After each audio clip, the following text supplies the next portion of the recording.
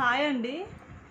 నేను ఇవాళ పెళ్లి చేయబోయే పేరెంట్స్ ఉంటారు కదా, వాళ్ళ పిల్లలకి వాళ్ళ కోసము ఒక మాట అయితే చెప్పాలనుకున్నాను. అయితే పెళ్ళి అంటే కొందరు పేరెంట్స్ ఎట్లా చేస్తున్నారంటే పెళ్లి రోజు మాత్రమే ఖర్చు పెట్టేస్తారనమాట. వాళ్ళు సంపాదించిన డబ్బంతా ఇన్ని సంవత్సరాల నుంచి 30 నుంచి 40 సంవత్సరాలు సంపాదించిందంతా ఆ అమ్మాయి పెళ్లి రోజు మాత్రమే ఖర్చు పెట్టేస్తారు.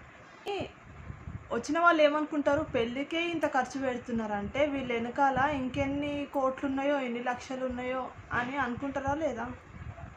నేను అనేది ఏంటంటే పెళ్ళి మీరు నార్మల్గా చేసినా పర్వాలేదు.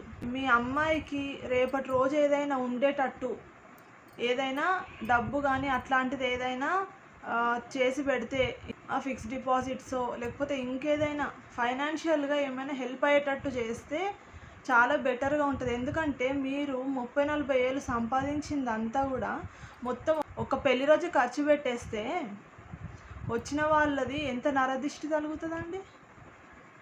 ఏమన్నా లాభం ఉందా మీ పిల్లలకు కానీ మీకు కానీ ఆ విధంగా చేస్తే?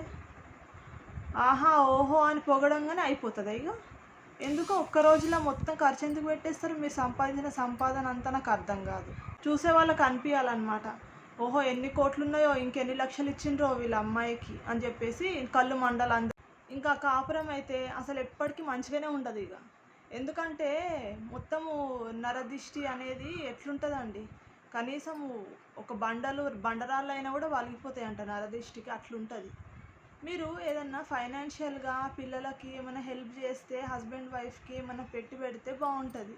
అవసరమైనంత పెళ్ళి అంటే పెళ్ళిలాగా చేయాలి. ఉన్న డబ్బు అంతా వేస్ట్ చేసుకోవడానిక? మీకు పొగడంగానే అయిపోతుంది. ఇక పొగడతల కోసం పెళ్ళిళ్ళు చేస్తున్నారు. నాకు అర్థం కాదు కొందరైతే. ఇప్పటికైనా మారండి కొంచెం.